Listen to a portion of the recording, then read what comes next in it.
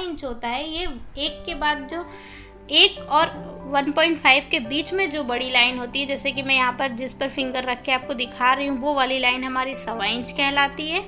और 0.25 इंच मतलब 2 के पहले, मतलब 1.5 इंच और 2 इंच के बीच में जो थोड़ी सी बड़ी लाइन होती है उसको कहा जाता है। जैसे कि मैंने यहाँ पर जो निशान लगाया है इसको कहेंगे 1.25 इंच। क्या कहेंगे?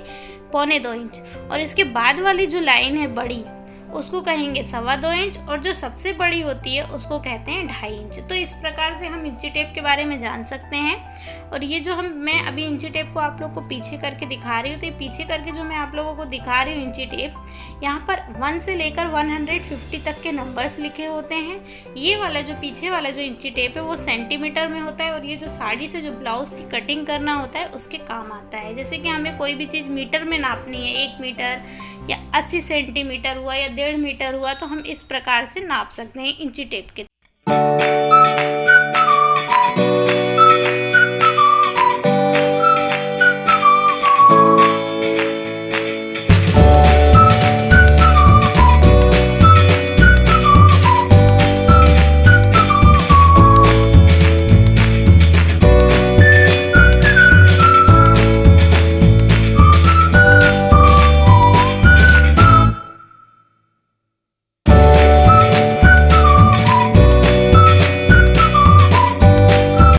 यहाँ पर हम ये कटर के बारे में जानते हैं। कटर का हम जो मेन पर्पस क्या होता है कि हम जो सिलाई करते हैं धागा काटने के काम आता है कटर।